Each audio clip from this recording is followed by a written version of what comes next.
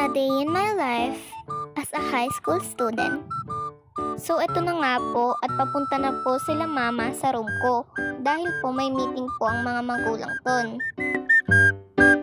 Yan nga pong nakikita niyong Rizal na may number 1, dyan po dapat magpupunta ang mga magulang dahil po susunduin po sila ng mga teacher doon.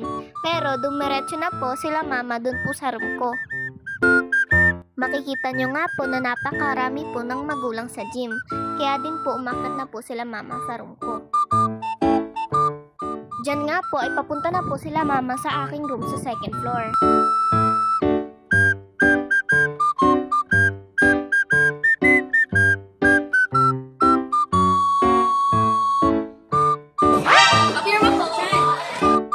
At nagpapirma na nga po ako. Ay, oo nga po pala. Naging sekretary nga po pala ako nung araw before po niyan. Ayan po, oh.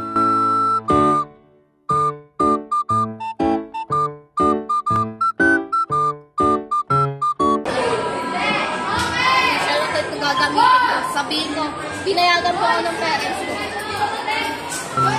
Ayan nga po at nagpapapirma na po ako ng mga magulang.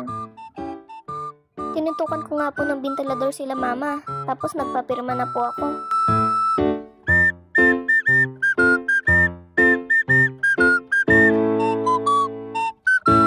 Nagpapasukan na nga po ang mga magulang po dyan.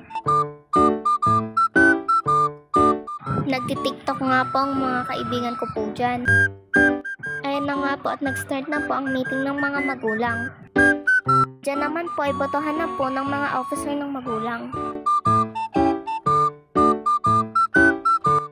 Diyan po ay ampagan na po para po sa kortina at pintura po ng aming classroom.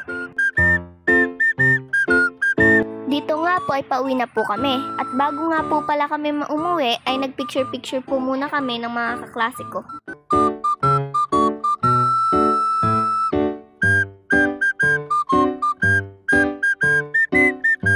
Ayun nga po ang aming mga picture. Yun lang guys. See you in my next vlog. Vlogadag!